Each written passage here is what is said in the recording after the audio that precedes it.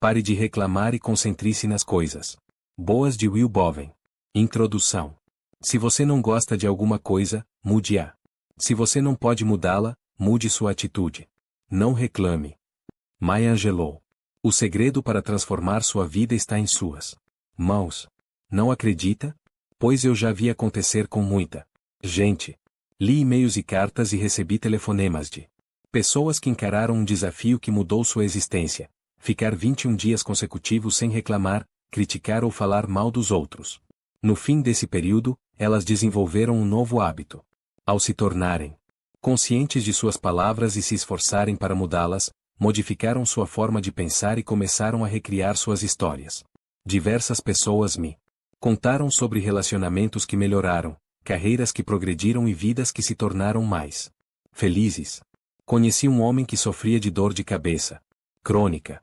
Todas as noites, ao chegar em casa depois de um longo dia de trabalho, ele dizia à mulher quanto sua cabeça tinha doído. Ao perceber que se queixar não resolvia nada, ele decidiu fazer um esforço para deixar de falar nas dores de cabeça. Esse homem se chama Tom Allieia. Ele não sente mais dor de cabeça e se transformou no coordenador sênior do programa Mundo Sem Reclamações, um dos voluntários que ajudaram a fazer com que isso acontecesse. Menos dor, mais serenidade e alegria. Que tal? Não é apenas possível. É provável. Lutar conscientemente para reformatar seu disco rígido mental. Não é uma coisa fácil, mas você pode começar agora. Em pouco tempo é provável que tenha uma vida muito melhor. A ideia é simples. É preciso criar um sistema de monitoramento das reclamações, críticas e fofocas. Você pode usar uma pulseira roxa do movimento sem reclamações, utilizar de elástico no cabelo em volta do punho, ou colocar uma moeda ou pedrinha no bolso. Mudar a posição da sua aliança e do seu relógio ou mesmo mover um peso de papel sobre a sua mesa. Importante é que você deve mudar algum objeto de posição sempre que se pegar reclamando, criticando ou falando mal dos outros. Ou seja, ponha a pulseira, o elástico ou o relógio no outro braço, passe a moeda para o outro bolso ou coloque a aliança na outra mão. É o ato de mudar a posição que planta as sementes no fundo da sua mente, tornando-a consciente de seu comportamento. Você precisa fazer isso sempre que necessário. Para enfrentar o desafio dos 21 dias, você terá que seguir este passo a passo. Escolha um sistema de monitoramento e coloque o objeto escolhido numa posição. Se for uma pulseira, por exemplo, coloque-a em um dos braços. Ao perceber que está reclamando, falando mal dos outros ou criticando, mude o objeto de posição e comece a contagem de novo. Se você ouvir uma pessoa que está participando do desafio se queixar, pode avisá-la de que deve trocar sua pulseira, elástico, anel, peso de papel, etc. de lugar. Mas, se fizer isso, terá que mudar o seu objeto de posição primeiro, porque estará reclamando da reclamação dela. Comece agora e não desista. Podem se passar meses até você conseguir completar os 21 dias consecutivos. A média é de 4 a 8 meses. E relaxe. Estou me referindo apenas a reclamações, críticas e fofocas que verbalizamos. Se sair da sua boca, conta, e você terá que começar de novo. Se você só pensar, não tem problema. Mas logo descobrirá que, mesmo a reclamação em pensamento vai desaparecer à medida que o processo avançar. A reclamação é uma epidemia no mundo de hoje, por isso não se espante quando descobrir que você também se lamúria bem mais do que imaginava. Neste livro, você aprenderá o que é uma reclamação, por que nos queixamos, quais são os benefícios que pensamos receber ao nos lamuriarmos, como a queixa é destrutiva e como podemos contribuir para que as pessoas à nossa volta parem de reclamar também. A história deste projeto nasceu no verão de 2006, quando decidi criar um clube de leitura em nossa igreja. Encorajaríamos todos a lerem o mesmo livro e então teríamos aulas e faríamos discussões sobre essa leitura. Selecionamos The 4 Spiritual Laws of Prosperity, as 4 Leis Espirituais da Prosperidade, de Edwene Gaines. O livro sugere medidas claras, concisas e poderosas que podem ser tomadas para se viver uma vida de abundância. Mais de 100 pessoas compraram o livro e planejei um ciclo de estudos de 5 semanas. além das aulas regulares para aqueles que desejassem se aprofundar no tema e compartilhar suas dúvidas, ideias e percepções. Na segunda semana, eu estava em casa, trabalhando na minha aula, quando tive uma inspiração. Liguei para Márcia Dali, que administra o nosso escritório, e disse que gostaria de dar pulseiras aos participantes, porque os brindes servem como um lembrete visual, reforçando o que aprendemos. Expliquei que Gaines, como muitos outros autores, afirma que é importante se concentrar naquilo que queremos em nossas vidas, em vez de dar atenção ao que não queremos. Reclamar é se concentrar no que não queremos, é falar sobre o que está errado. E tudo aquilo em que concentramos nossa atenção se expande.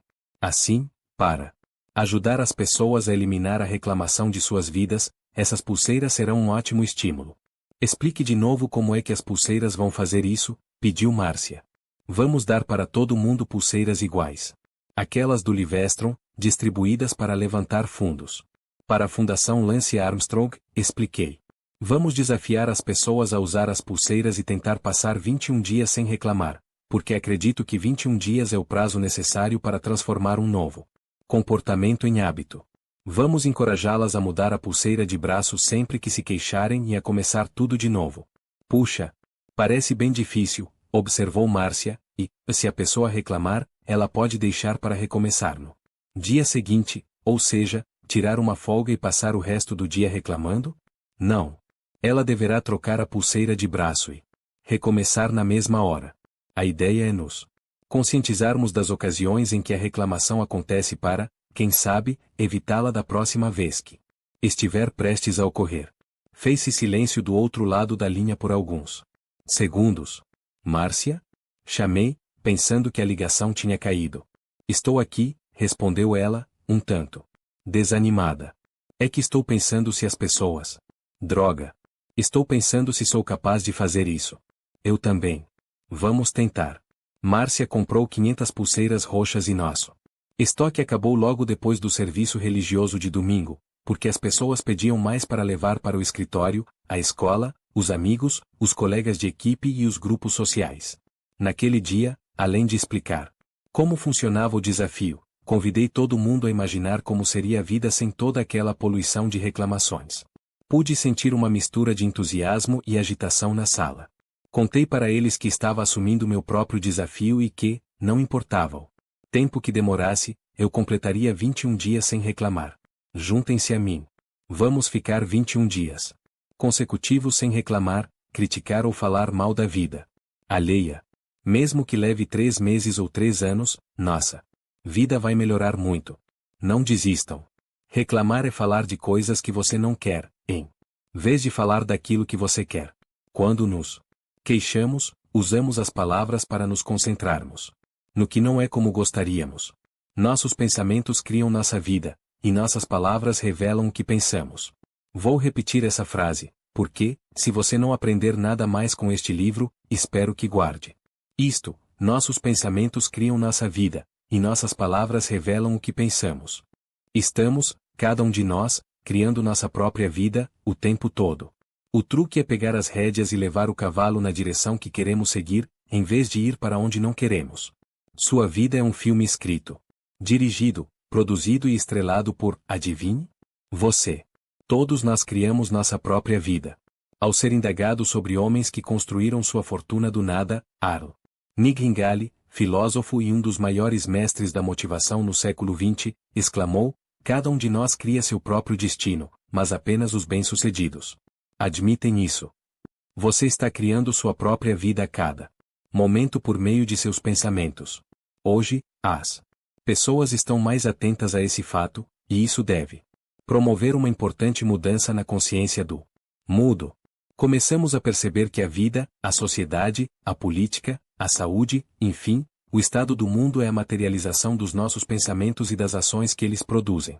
Essa ideia não é nova, filósofos e professores repetem isso há milênios. Mas ela parece estar finalmente atingindo uma compreensão universal nos dias de hoje. Vai. Como creste, assim te seja feito. Jesus em Mateus 8:13. O universo é a mudança, a vida é o que o pensamento faz dessa mudança. Marco Aurélio. Somos formados por nossos pensamentos. Nós nos tornamos o que pensamos. Buda. Mude seus pensamentos e você mudará seu mundo. Norman Vincent Peale. Você está hoje onde seus pensamentos o trouxeram, e estará amanhã onde seus pensamentos o levarem. James Allen. Nós nos tornamos aquilo em que pensamos. Aaron Nightingale. O mais alto estágio da cultura moral é quando reconhecemos que precisamos controlar nossos pensamentos. Charles Darwin.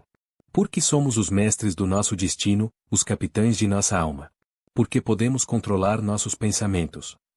Alfred Amataperta. Nossas palavras revelam o que pensamos, e nossos pensamentos criam nossa vida. As pessoas oscilam entre ondas positivas e negativas. Na minha experiência, nunca conheci ninguém que assumisse ser negativo. As pessoas realmente não percebem quando seus pensamentos estão sendo mais destrutivos do que construtivos. As suas palavras podem transmitir isso aos outros, mas elas próprias não conseguem escutar. Essas pessoas podem reclamar sem parar, eu fui uma delas. Mas a maioria, eu inclusive, se considera positiva, animada, otimista e motivada. É vital controlar nossa mente se quisermos recriar nossa vida. O movimento sem reclamações nos ajuda a perceber exatamente em que ponto nos encontramos e se estamos exprimindo nosso lado positivo ou negativo. E então, quando começamos a mudar a pulseira ou qualquer outro objeto de posição, passamos a prestar atenção em nossas palavras e em nossos pensamentos. Quando prestamos atenção em nossos pensamentos, podemos mudar e remodelar nossa vida da forma que escolhermos. A pulseira, o elástico ou o anel ajudam a criar uma armadilha para nossa própria negatividade e a expulsá-la para que nunca mais volte. Naquele domingo de julho de 2006, depois de entregar as primeiras pulseiras sem reclamações para minha congregação e convidar todos a tentarem passar 21 dias consecutivos sem reclamar, contei uma história. Quando eu era menino, costumava ficar na beira do lago e jogar pedras o mais longe que podia dentro da água. Depois do impacto inicial, eu prestava atenção nas ondulações que se formavam, movendo-se em todas as direções. Juntos, podemos criar uma onda que começa exatamente aqui, nesta pequena comunidade. Podemos criar um movimento que irá repercutir e transformar o mundo. A energia hesitante da plateia começou a se transformar em entusiasmo. Vamos entregar essas pulseiras roxas para qualquer pessoa que pedir, eu disse. Juntos, vamos fazer Kansas City, Missouri, se transformar na primeira cidade sem reclamações dos Estados Unidos. Pessoas de nossa comunidade ouviram falar do movimento e começaram a pingar pedidos de pulseiras. Aqui e ali, que, em pouco tempo, se transformaram em dilúvio. Ao perceber que alguma coisa importante estava surgindo, telefonei para o jornal The Kansas City Star, perguntando se teriam interesse na história. Sugeriram que eu procurasse Ellen Gray, e lhe envie um e-mail falando sobre o movimento sem reclamações. Assim que lancei o desafio, descobri pessoalmente como essa transformação poderia ser difícil. No primeiro dia, fiquei cansado de tanto trocar a pulseira de um braço para o outro. Percebi que reclamava o tempo todo. Quis desistir, mas todos na igreja estavam me observando. Depois da primeira semana, o melhor que consegui fazer foi mudar a pulseira de posição apenas 5 vezes no mesmo dia. Mas, logo depois, voltei à marca de uma dúzia de trocas por dia. Mesmo assim, segui em frente. Nunca tinha me considerado uma pessoa muito propensa a reclamações, mas estava descobrindo o contrário. Enquanto lutava para não reclamar, nem criticar, nem falar mal dos outros, sentia-me ao mesmo tempo desencorajado e feliz por não ter notícias da repórter do Star. Embora achasse a ideia do movimento boa, certamente não considerava meu próprio desempenho brilhante e não queria assumir isso publicamente. Perseverei. Finalmente, depois de quase um mês, passar 3 dias consecutivos sem reclamar. Enfim, escrevi numa folha de papel o meu objetivo: passar 21 dias consecutivos sem reclamar até o dia 31 de setembro. Lia e relia essa meta 3 vezes a cada manhã e 3 vezes a cada noite. Devagar, comecei a fazer progressos. Descobri que tinha mais facilidade quando estava com determinadas pessoas, e menos com outras. Com tristeza, percebi que minhas relações com alguns indivíduos que eu considerava bons amigos eram pautadas pela expressão de nossa insatisfação sobre qualquer assunto do qual falávamos. Comecei a evitá-los. A princípio eu me senti culpado, mas notei que passei a reclamar menos. Mais importante, fui me sentindo mais feliz. Depois de mais de um mês, a repórter do Star entrou em contato comigo. Queria escrever uma matéria sobre o movimento sem reclamações. Enquanto ela preparava o artigo, eu finalmente completei os 21 dias. Quando a história foi publicada, eu era o único a ter obtido êxito até então. Vários jornais repercutiram a matéria do Star. Em pouco tempo, recebemos encomendas de 9.000 pulseiras roxas. Voluntários se apresentaram para criar um site, de maneira que as encomendas pudessem ser feitas online. Começamos a receber pedidos de lugares como Austrália, Bélgica e África do Sul. Aquilo estava se transformando num fenômeno mundial. Ao sentir que a ideia das ondas se espalhando pela água chegaria a todos os cantos do mundo, criamos um novo site chamado acompanfrevoro.org, um mundo sem reclamações. Em pouco tempo, montamos equipes para coletar dados, cuidar do fornecimento e do envio das pulseiras. Depois de mais de 100 reportagens nos jornais, de aparecer no programa The Today Show e de ser lançado nacionalmente no The Oprah Winfrey Show, nosso movimento tem hoje milhões de adeptos e cresce no mundo todo. Enquanto escrevo, já contabilizamos 6 milhões de pedidos de pulseiras, feitos por pessoas de mais de 80 países. Diariamente, chegam mais de 1.000 encomendas. Em média, leva-se de 4 a 8 meses para completar os 21 dias consecutivos. Multiplique o número de pulseiras pelo número de vezes que as pessoas reclamam e a conclusão é que o mundo já começou a despertar para um novo nível de consciência. Há duas coisas sobre as quais a maioria das pessoas concorda. 1. Há reclamações demais neste mundo. 2. O mundo não é do jeito que gostaríamos que fosse. Na minha opinião, existe uma correlação entre essas duas percepções. Nós nos concentramos no que está errado, em vez de dar atenção à nossa visão sobre o que é um mundo feliz, saudável e harmonioso. Agora você também faz parte disso. Você pode transformar o mundo simplesmente se tornando um exemplo de mudanças positivas. Pode ajudar a criar um mundo sem reclamações. Faça isso em nome daqueles que estão à sua volta, mas principalmente faça por você mesmo. Enquanto se torna mais feliz, você também estará contribuindo para aumentar o nível de felicidade no planeta. Enviará vibrações de otimismo e esperança que ressoarão junto a outras pessoas com o mesmo intuito. A antropóloga Margaret Mead escreveu certa vez que nunca devemos duvidar que um pequeno grupo de cidadãos bem-intencionados e motivados possa mudar o mundo. De fato, essa é a única forma de fazê-lo.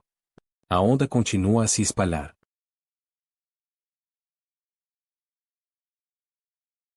Parte I. Incompetência inconsciente. Capítulo 1. Reclamo, logo existo. O homem inventou a linguagem para satisfazer sua necessidade profunda de reclamar. Lily Tomlin. Reclamar, verbo exprimir pesar, dor ou descontentamento ou fazer uma acusação, forma de denúncia. Dicionário Merriam-Webster. É preciso cumprir 4 etapas para se tornar competente em alguma coisa. Para se transformar numa pessoa sem reclamações, você vai passar por cada uma delas. Sinto muito, não poderá pular nenhuma. Não é possível efetuar uma mudança duradoura sem atravessar todo o processo. Algumas dessas etapas duram mais que outras. Cada um de nós tem experiências diferentes. Você pode se desembaraçar de uma delas com facilidade e empacar em outra por muito tempo, mas se perseverar vai adquirir essa habilidade. As 4 etapas para se chegar à competência são: 1. Incompetência inconsciente. 2. Incompetência consciente. 3. Competência consciente. 4. Competência inconsciente. No poema On a Distant Prospect of Eton College, Thomas Gray criou a expressão "a ignorância é uma bênção". Para se tornar uma pessoa sem reclamações, você começa sob a bênção da ignorância, atravessa a turbulência da transformação e chega a uma bênção verdadeira.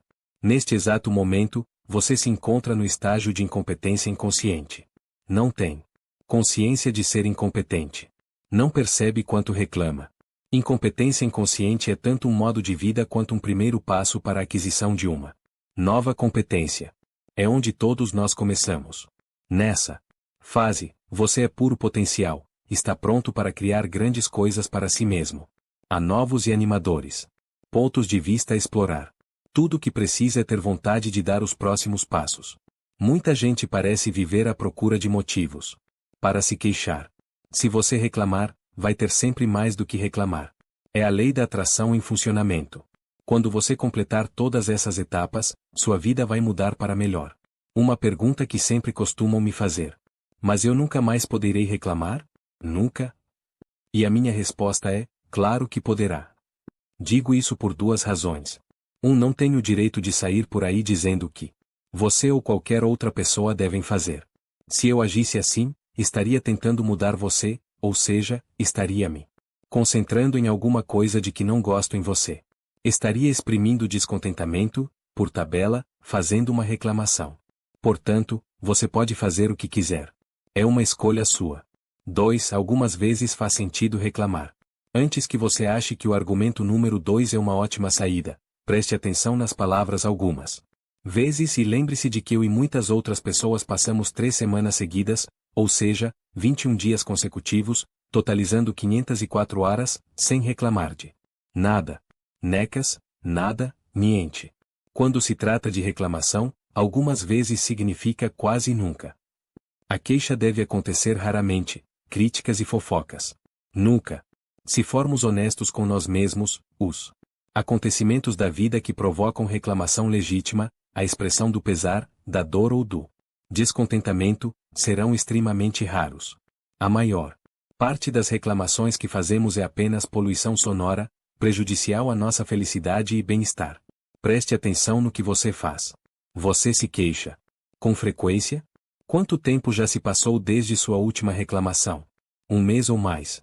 Se você reclama mais do que uma vez por mês, pode estar fazendo da lamúria um modo de vida. Para ser uma pessoa feliz que dominou seus pensamentos e começou a criar sua vida de acordo com os próprios projetos, você precisa estabelecer um patamar bem alto do que o faz sentir necessidade de exprimir pesar, dor ou descontentamento. Na próxima vez que estiver a ponto de reclamar de alguma coisa, pergunte-se como a situação se compara com algo que aconteceu comigo alguns anos atrás. Eu estava no meu escritório preparando uma aula. Nossa casa ficava em frente a uma curva fechada, na beira da estrada. Os motoristas precisavam diminuir a velocidade para contorná-la, e apenas algumas centenas de metros depois, a rodovia municipal se transformava em estadual. O limite de velocidade subia de 45 para 80 km por hora. A consequência disso é que morávamos numa pista de aceleração e desaceleração. Se não fosse por aquela curva na estrada, nossa casa estaria localizada num lugar muito perigoso. Era uma tarde quente de primavera, e as cortinas de renda esvoaçavam suavemente com a brisa que entrava pela janela aberta. De repente, ouvi um barulho estranho. Houve uma pancada alta, seguida por um urro de dor. Era nossa cadela Ginger. Ela tinha sido atropelada. E jazia na estrada, berrando, não muito longe da minha janela. Gritei, atravessei a sala e saí pela porta da frente. Seguido por minha mulher e nossa filha Lia, na época com 6 anos. Enquanto nos aproximávamos de Ginger, podíamos perceber que ela estava seriamente ferida. Usava as patas dianteiras para tentar se erguer, mas as patas traseiras não ajudavam. E continuava a urrar de dor. Os vizinhos deixaram suas casas para ver o que estava provocando tamanha comoção. Lia só dizia, Ginger, Ginger, enquanto lágrimas rolavam por seu rosto, molhando sua blusa. Procurei o motorista que tinha atingido Ginger, mas não o encontrei. Então, olhando para o alto da colina que marca a divisa entre a rodovia estadual e a estrada municipal, vi um caminhão que puxava um trailer chegando ao topo e aumentando a velocidade para 80 km por hora.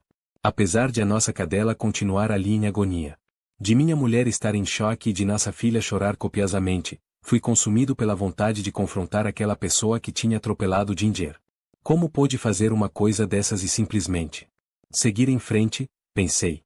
Abandonei minha família, que estava mergulhada em dor e confusão, e pulei no carro. Dei uma ré furiosa, levantando uma nuvem de pó e cascalho. 90, 100, 120 km por hora numa estrada de terra, com o objetivo de perseguir a pessoa que tinha atropelado a cadela de Lia e fugido sem sequer ter a coragem de nos enfrentar. Ia tão rápido naquela superfície irregular que o meu carro parecia pairar precariamente sobre o chão. Nessa hora, me acalmei o suficiente para perceber que a situação se agravaria se eu sofresse um acidente. Diminuía Velocidade para garantir o controle do carro enquanto a distância entre mim e o outro motorista diminuía. Chegando em casa, ainda sem perceber que eu me encontrava logo atrás, o homem parou o veículo e saltou. Usava uma camisa rasgada e jeans manchados de graxa. Dei uma freada brusca e saltei do carro, aos berros. Você atropelou meu cachorro. O homem se virou e olhou para mim como se eu estivesse falando uma língua desconhecida. Com o sangue pulsando nas têmporas, não tive certeza de que estava ouvindo corretamente quando ele disse: Eu sei que atropelei seu cachorro. O que você vai fazer? Depois de recuperar meu vínculo com a realidade, eu disparei. O quê? O que você disse? Ele sorriu como se estivesse corrigindo uma criança. Travessa e repetiu lenta e deliberadamente. Eu sei que atropelei seu cachorro. O que você acha que vai fazer? Fiquei cego de fúria. Na minha mente, via Liano. Meu espelho retrovisor, em prantos, junto a Ginger. Venha lutar. Berrei. O quê? Lute. Repeti. Defenda-se. Vou matá-lo. Momentos antes, a razão impedira que eu arriscasse minha vida dirigindo feito um louco para alcançar esse homem. Agora, seus comentários impassíveis, sem dar importância ao fato de ter ferido gravemente um animal de estimação que eu amava, tinham conseguido eliminar qualquer sombra de razão. Eu nunca tinha lutado em toda a minha vida adulta. Não. Acreditava em brigas. Nem tinha certeza se sabia brigar. Mas queria surrar aquele homem até a morte. Naquela hora, não me importava em acabar na cadeia. Não vou brigar com você, disse ele. E, se você me bater, é uma agressão cavalheiro. Meus braços estavam erguidos, meus punhos bem fechados e rígidos. Fiquei ali completamente atordoado. Venha lutar. Não, senhor, respondeu o homem com um sorriso banguela. Não vou fazer nada disso. Virou-se e se afastou lentamente. Fiquei ali, trêmulo, com a raiva envenenando meu sangue. Não me lembro do percurso de volta para casa, até a minha família. Não me lembro de ter erguido Ginger e de tê-la levado ao consultório do veterinário. Mas lembro-me perfeitamente de seu cheiro na última vez que a abracei e de seu gemido suave quando a agulha do médico acabou com seu sofrimento. Como alguém poderia fazer tal coisa? Era a pergunta que eu me fazia. Repetidamente. Dias mais tarde, o sorriso desdentado daquele homem ainda me assombrava quando eu tentava dormir. O que você vai fazer? Era a frase que ecoava nos meus ouvidos. Visualizei exatamente o que gostaria de ter feito, caso tivéssemos brigado. Na minha imaginação, eu era o super-herói que destruía o vilão perverso. Às vezes, imaginava que tinha um bastão de beisebol ou qualquer outra arma e que o machucava. Eu o feria tanto quanto ele tinha ferido a mim, minha mulher, minha filha e Ginger. Na terceira noite de infrutíferas tentativas de dormir, levantei e comecei a escrever em meu diário. Depois de derramar todo o meu pesar, a minha dor e o meu descontentamento por quase uma hora, escrevi algo surpreendente: aqueles que ferem estão feridos. Meditando sobre aquelas palavras como se tivessem sido proferidas por outra pessoa, cheguei a exclamar em voz alta: como? Escrevi de novo: aqueles que ferem serão feridos. Recostei em minha cadeira, pensativo, e ouvi os grilos e a cigarra celebrarem a noite. Aqueles que ferem estão feridos? Como isso poderia se aplicar àquele cara? Ao pensar mais sobre o assunto, comecei a entender. Alguém que consegue ferir com tanta facilidade um animal de estimação tão querido não pode ter conhecido o amor pelos animais como nós conhecemos. Uma pessoa que pode partir com o carro enquanto uma criança cai em prantos não pode ter conhecido o amor de uma criança. Um homem que não consegue pedir desculpas por ter partido o coração de uma família só pode ter tido seu coração partido muitas e muitas vezes. Esse homem era a verdadeira vítima da situação. É verdade que ele agiu como um vilão, mas isso foi consequência da profundidade da dor que ele devia carregar dentro de si. Fiquei ali sentado por muito tempo, deixando que todas as implicações dessas ideias fossem apreendidas pela minha mente. Cada vez que eu começava a sentir raiva daquele homem e do sofrimento que ele tinha causado, pensava na dor que ele devia carregar consigo diariamente. Logo desliguei a luz, fui para a cama e dormi profundamente. Reclamar, exprimir pesar, dor ou descontentamento. Durante essa experiência, eu senti pesar. Ginger tinha aparecido 5 anos antes em nossa casa, na zona rural da Carolina do Sul. Vários cães passavam por lá, querendo ficar, mas Gibson, nosso outro cachorro, tinha posto todos para correr. Por alguma razão, ele deixará Ginger ficar. Havia algo especial nela. Presumimos, pelas suas maneiras, que Ginger devia ter sofrido abusos antes de chegar à nossa casa. Como ela se esquivava principalmente de mim, era provável que um homem a tivesse machucado. Depois de pouco mais de um ano, ela começou a demonstrar alguma confiança. Nos anos que lhe restaram, tornou-se uma verdadeira amiga. Senti profundamente sua morte. Certamente senti dor, uma autêntica dor emocional que devastou minha alma. Aqueles que têm filhos sabem muito bem que é preferível suportar qualquer dor a ver nossos filhos sofrerem. E a dor de Lia duplicava a minha. E senti descontentamento. Fiquei dividido tanto por não ter quebrado a cara daquele homem quanto por ter considerado uma ação tão violenta. Fiquei envergonhado por ter me afastado dele e também por tê-lo perseguido. Pesar, dor, descontentamento. Quando o sujeito atropelou Ginger, era apropriado que eu sentisse e exprimisse cada uma dessas emoções. Você pode ter passado por uma situação igualmente difícil, em algum ponto da vida. Nossa sorte é que acontecimentos como esses são raros. Da mesma maneira, reclamar, expressar pesar, dor ou descontentamento, também deveria ser raro. Mas o fato é que, para a maioria das pessoas, reclamações não provêm de experiências tão profundamente dolorosas. Agimos como o personagem na canção Life's Been Good, A Vida Tem Sido Boa, de Joe Walsh. Não deveríamos reclamar, mas ainda assim o fazemos. As coisas não são tão terríveis a ponto de justificar pesar, dor ou descontentamento. Mesmo assim, a reclamação virou rotina. Ignorância é uma bênção.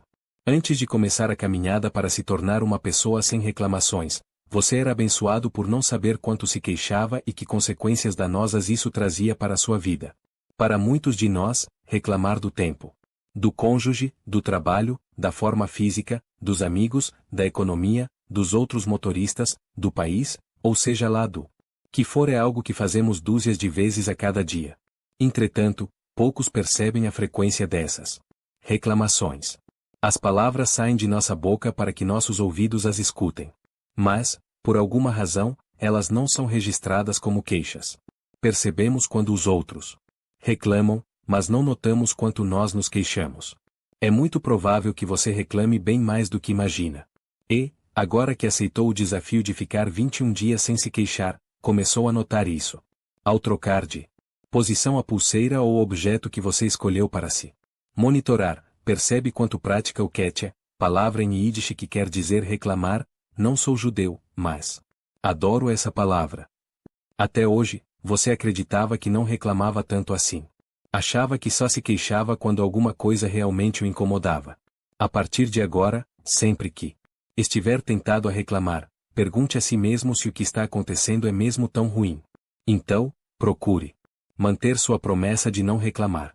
Todos aqueles que concluíram o período de 21 dias sem reclamações me disseram que não foi fácil, mas que o esforço compensou. Nada que realmente vale a pena é fácil. Simples? Sim. Mas fácil não faz parte do jogo quando se trata de se tornar bem-sucedido. Não digo isso para assustar você, e sim para inspirá-lo. Se você acha difícil parar de reclamar, monitorando e transformando suas palavras, isso não significa que não possa fazê-lo ou que haja algo errado com você. M.H. Alderson diz: se a princípio você não for bem-sucedido, estará dentro da média. Se você reclama, está fazendo exatamente o que todo mundo faz. Agora que tem consciência disso, pode começar a mudar. Você consegue. Eu reclamava dezenas de vezes por dia e consegui. A chave é não desistir. Há uma mulher maravilhosa na minha igreja que ainda usa uma de nossas pulseiras originais, destroçada e sem cor.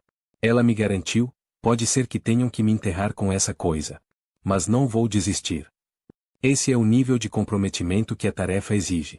A boa notícia é que, mesmo antes de completar os 21 dias consecutivos sem reclamar, você perceberá que seu foco interior está mudando e que você tem se sentido mais feliz. Aqui está um e-mail que recebi hoje. Olá. Como milhares de pessoas, comecei a mudar o foco da minha vida. Enquanto esperava por minha pulseira, passei a usar um elástico no pulso, o que me ajudou a prestar atenção no que estava fazendo. Abracei essa causa há uma semana e agora raramente reclamo. O mais incrível é que me sinto muito mais feliz. Sem falar de como as pessoas que me cercam, como meu marido, devem estar mais felizes também. Jane Haley Rockville, Maryland. O popular locutor de rádio Paul Harvey disse certa vez: espero um dia conseguir o suficiente daquilo que o mundo chama de sucesso para que eu possa dizer, se, indagado sobre o meu segredo para chegar lá, me ergui mais vezes do que caí. Como acontece com tudo que merece ser conquistado, haverá fracassos no caminho do sucesso. Se você for como a maioria dos que começam processo, vai mudar a pulseira, o elástico, a aliança ou a moeda de posição até ficar cansado. De tanto troca. Rasguei 3 pulseiras antes de completar os 21 dias consecutivos. Mas, se você perseverar, um dia estará deitado na cama, a ponto de cochilar, e olhará seu pulso. Então verá que, pela primeira vez em dias, meses ou mesmo anos, a pulseira continua na mesma posição que estava quando você se levantou da cama de manhã. Pensará: devo ter reclamado em algum momento do dia e não reparei. Mas, enquanto fizer seu exame mental, vai perceber que conseguiu. Você passou um dia inteiro sem reclamar. Um dia de cada vez. Você pode fazer isso. Ao começar essa transformação, considere-se afortunado porque, apesar dos meus avisos sobre a dificuldade à sua frente, você conta com uma vantagem psicológica. É o chamado efeito Dunning-Kruger. Quando alguém resolve praticar uma nova atividade, seja esquiar, fazer malabarismo, tocar flauta, andar a cavalo, meditar, escrever um livro, pintar um quadro ou qualquer outra coisa, é parte da natureza humana achar que será simples aprender. O efeito Dunning-Kruger recebeu os nomes de David Dunning e Justin Kruger, da Universidade Cornell, que estudavam o comportamento de pessoas que aprendiam novas habilidades. Os resultados, publicados no Journal of Personality and Psychology em dezembro de 1999, afirmavam que a ignorância, mais do que o conhecimento, gera confiança. Em outras palavras, como você não tem noção de que vai experimentar algo difícil, decide tentar. Você pensa, vai ser fácil, e encara o desafio. E começar é a parte mais difícil. Se tivéssemos ideia do tamanho do esforço necessário para adquirir uma nova habilidade, o mais provável é que desistíssemos antes de começar. Mas não há nada como a prática. Usar a pulseira roxa, ou qualquer outra ferramenta que o ajude a se monitorar, e mudá-la de posição. Mudá-la de posição a cada reclamação. Ainda que pareça difícil, constrangedor ou frustrante. Mudá-la de posição depois de completar 10 dias. Começar de novo. Perseverar mesmo se todos à sua volta desistirem. Perseverar mesmo se todos já tiverem obtido sucesso enquanto o máximo que você consegue é passar 2 dias sem reclamar. Perseverar. Existe uma velha anedota sobre 2 operários de uma construção que sempre almoçam juntos. Um deles abre a marmita e reclama: droga! Sanduíche de carne. Detesto sanduíche de carne. O amigo não diz nada. No dia seguinte, os 2 voltam a se encontrar na hora do almoço. Mais uma vez, o primeiro operário abre a marmita e se queixa: outro sanduíche de carne? Estou cansado de sanduíche de carne. Detesto sanduíche de carne. Como na primeira vez, o segundo operário permanece em silêncio. No terceiro dia, os 2 estão se preparando mais uma vez para almoçar quando o primeiro exclama: chega! Todo dia é a mesma coisa. Quero alguma coisa diferente. Tentando ajudar, o amigo pergunta: por que você não pede à sua mulher que prepare alguma coisa diferente? Com ar de confusão no rosto, o primeiro pergunta: do que você está falando? Sou eu mesmo que preparo o meu almoço. Cansado de sanduíches de carne? É você quem prepara o almoço todo santo dia. Mude o que anda dizendo. Pare de reclamar. Mude as palavras, mude-os pensamentos e estará mudando sua vida. Ao dizer: procura e encontrarás, Jesus estava formulando um princípio universal. O que você procurar, vai encontrar. Quando reclama, você emprega o incrível poder da sua mente para procurar coisas que não quer e acaba atraindo-as. Então passa a se queixar desses novos problemas e atrai mais do que não quer, ficando preso num círculo vicioso, uma profecia autorrealizável de reclamação, manifestação, reclamação, manifestação. Reclamação, num ciclo que nunca tem fim. Em O Estrangeiro, Albert Camus escreveu: ao erguer o olhar para a escuridão do céu salpicada de signos e estrelas, pela primeira vez abri meu coração para a benévola indiferença do universo. O universo não liga se você usar o poder dos pensamentos que impregnam suas palavras para atrair amor, saúde e felicidade, abundância e paz, ou para atrair dor, sofrimento, miséria, solidão e pobreza. Nossos pensamentos criam nosso mundo, e nossas palavras revelam o que pensamos. Ao controlar as palavras, eliminando a reclamação, damos um objetivo à nossa vida e atraímos o que desejamos. Capítulo 2. As reclamações e a saúde. De todas as profecias autorrealizáveis de nossa cultura, presumir que a velhice significa declínio e saúde precária talvez a mais mortal. Marilyn Ferguson, A Conspiração Aquariana. Reclamamos pelo mesmo motivo porque fazemos qualquer coisa, por considerar vantajoso. Lembro-me claramente da noite em que descobri os benefícios da reclamação. Eu tinha 13 anos e estava numa festa para adolescentes patrocinada pela igreja que eu frequentava. O ano era 1973. Bom, ser um garoto de 13 anos é, no mínimo, interessante. Pela primeira vez, as meninas deixam de ser chatas. Meninos de 13 anos sentem, ao mesmo tempo, uma atração magnética pelas garotas e um completo terror quando estão diante delas. Por mais aterrorizado que eu me sentisse, não conseguia pensar em outra coisa o dia inteiro, e elas ainda me assombravam em sonhos, durante a noite. Skates, miniaturas de navios, cinemas e histórias em quadrinhos desapareceram dos meus pensamentos, substituídos por garotas. Eu tinha sido enfeitiçado e desejava ardentemente estabelecer uma ligação com elas, mas não tinha a mínima ideia do que deveria fazer. Queria me aproximar das meninas, mas tinha medo. A noite da festa foi quente e úmida.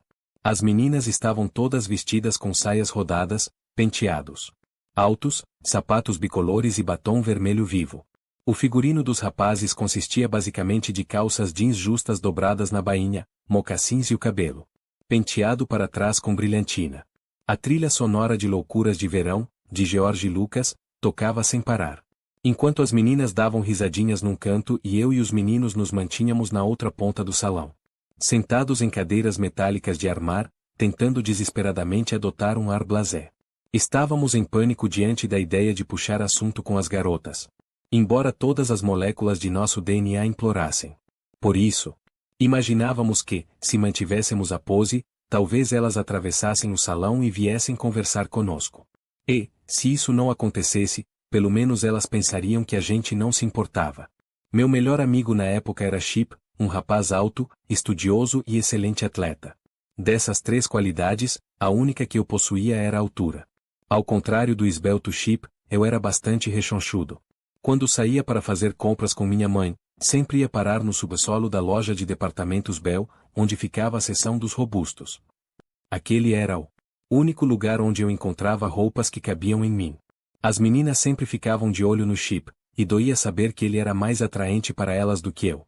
Porém, o mais irritante era o fato de Chip ficar ali com a gente, em vez de ir falar com elas. Sou tímido demais, justificou-se Chip. Não sei o que dizer. Você só precisa ir até lá e deixar que elas falem. Retruquei. Você não pode passar a noite inteira sentado aqui. Mas você está sentado aqui, observou Chip. E você é o Sr. Tagarela. Vá lá e diga alguma coisa. Os dependentes químicos costumam lembrar a primeira vez que experimentaram sua droga favorita. Aquela que provavelmente acabará com suas vidas se não conseguirem se livrar do vício antes.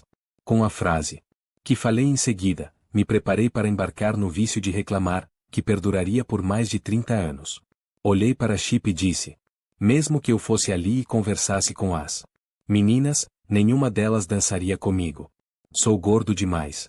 Olhe para mim. Tenho 13 anos e já passei dos 100 quilos há muito tempo. Resfôlego quando falo, suo quando caminho e provavelmente cairia no chão se tentasse dançar.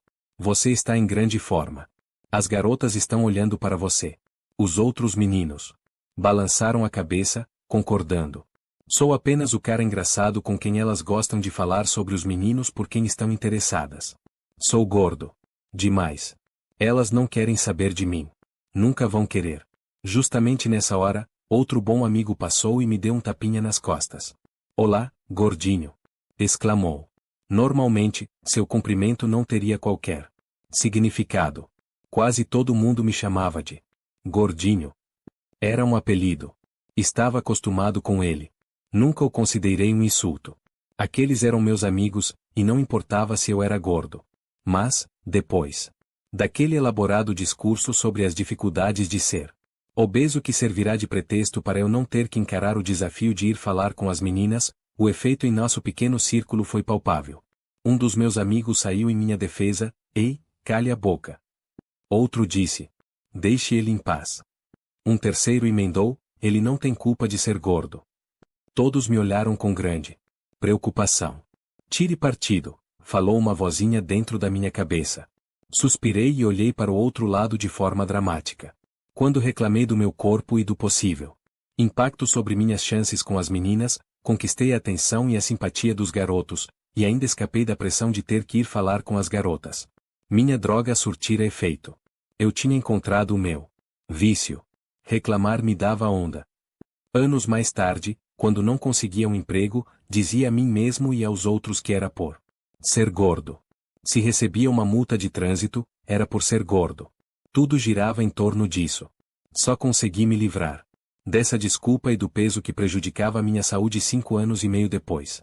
O psicólogo Robin Kowalski escreveu que muitas reclamações envolvem uma tentativa de se despertar determinadas reações dos outros, como simpatia e aprovação. Por exemplo, as pessoas podem estar reclamando da saúde não por não se sentirem doentes, mas porque o papel de doente lhes permitirá obter ganhos secundários, como a simpatia dos outros, ou evitar assuntos desagradáveis. Ao reclamar e jogar com a carta do gordo, recebi simpatia e aprovação e tive uma justificativa para não ir conversar com as meninas. A reclamação me beneficiou. Você pode ter feito alguma coisa parecida em algum momento da sua vida. Reclamamos para conseguir atenção e evitar o que nos dá medo. Quando eu era criança e tinha sintomas de gripe, fazia um certo drama para não ir à escola e ficar em casa vendo televisão. Estranho era que, frequentemente, eu acabava me sentindo mais doente depois de reclamar do meu estado. Você já bancou o doente? Será que está fazendo isso agora? Problemas de saúde estão entre as reclamações mais comuns. As pessoas se queixam da saúde para conseguir atenção e evitar situações desagradáveis, como adotar um estilo de vida mais saudável. Mas qual é o preço? Você provavelmente já ouviu falar em doença psicossomática, causada por processos mentais do paciente, e não por causas fisiológicas. Há uma tendência em nossa sociedade a acreditar que essas doenças são inventadas por um pequeno número de pessoas perturbadas e que, por terem sido criadas pelos pacientes, não devem ser levadas a sério. Entretanto, os médicos estimam que quase 2/3 de seu tempo é gasto com o tratamento de pacientes cujas doenças têm origem psicológica. Pense nisso. 2/3 das doenças se originam na mente. De fato, a palavra psicossomático deriva de psique e soma, que significam mente e corpo. Há uma ligação entre corpo e mente. O que a mente acreditar, o corpo vai manifestar. Dúzias de pesquisas demonstram que nossos pensamentos sobre nossa saúde podem se transformar em realidade. Outro dia ouvi reportagem interessante na National Public Radio, em que médicos comentavam que, quando diziam a seus pacientes que um determinado remédio tinha grandes chances de curar-los, o efeito era mais potente do que quando simplesmente prescreviam um medicamento, sem fazer qualquer comentário encorajador.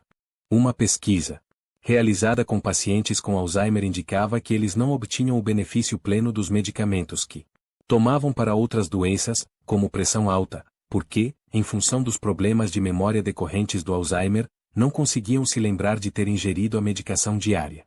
A mente exerce um efeito poderoso sobre o corpo. Meses atrás, fui ao hospital visitar uma senhora de nossa igreja. Antes de entrar no quarto dela, conversei com os médicos e as enfermeiras sobre o prognóstico da paciente. Ela está ótima, disse uma enfermeira. Teve um derrame, mas vai se recuperar completamente. Quando entrei no quarto, Jane parecia tudo menos ótima. Jane, chamei. Olá, sou eu, o Reverendo Will. Reverendo Will, disse fracamente. Estou tão feliz com sua visita. Tenho poucos dias de vida. Estou morrendo. Você o quê? Perguntei. Estou morrendo, repetiu ela. Na mesma hora, uma enfermeira entrou para checar seus sinais vitais. Puxei-a para um canto e perguntei. Jane está realmente bem? Está, garantiu a enfermeira. Mas ela acabou de me dizer que está à beira da morte. A enfermeira revirou os olhos demonstrando exasperação e se dirigiu à cama. Jane? Jane? Jane abriu os olhos. Querida, você teve um derrame. Não está morrendo. Vai ficar boa. Mais uns dias e poderá começar a fisioterapia. Logo, logo estará em casa com seu gato Marte. Está bem? Tudo bem, disse Jane, sorridente. Jane esperou que a enfermeira deixasse o quarto para começar a me dar os detalhes do funeral que aconteceria dentro em pouco. Mas você não está morrendo. Protestei. Quando isso acontecer, daqui a muito tempo, pode deixar que tomarei as devidas providências. Estou morrendo agora, insistiu, continuando a explicar em detalhes como queria que fosse o culto em sua memória. Na saída, fui conversar com a médica. Ela está convencida de que vai morrer, comentei. Olhe só, todos morreremos um dia, até a Jane. Mas o derrame que ela teve não irá matá-la. Ela vai ficar boa, garantiu a médica, com um sorriso. 2 semanas mais tarde, eu presidi o funeral de Jane. Nem os médicos nem as enfermeiras conseguiram convencê-la de que não tinha uma doença fatal. Ela se convenceu de que estava morrendo, e seu corpo acreditou nisso. Ao reclamar de sua saúde, você está fazendo declarações negativas, que seu corpo escuta e registra. Sua mente, psique, direciona a energia em seu corpo, soma, atraindo mais problemas de saúde. Já reparou como as pessoas que não param de falar de doença invariavelmente encontram mais e mais razões para fazê-lo? Mas estou mesmo doente, você diz. Por favor, não estou duvidando que você acredite nisso. Apenas lembre que os médicos calculam que 67% das doenças resultam de pensar estar doente. Nossos pensamentos criam nosso mundo, e nossas palavras revelam nossos pensamentos. Reclamar de uma doença não vai reduzir sua duração, muito menos amenizar sua gravidade. Convido você a analisar se a ladainha sobre suas doenças pode ser uma tentativa de obter simpatia e atenção.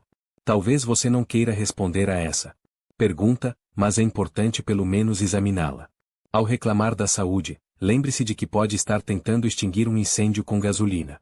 Pode querer se sentir mais saudável, mas suas queixas vão enviar ondas de energia negativa para o seu corpo inteiro, dificultando sua cura.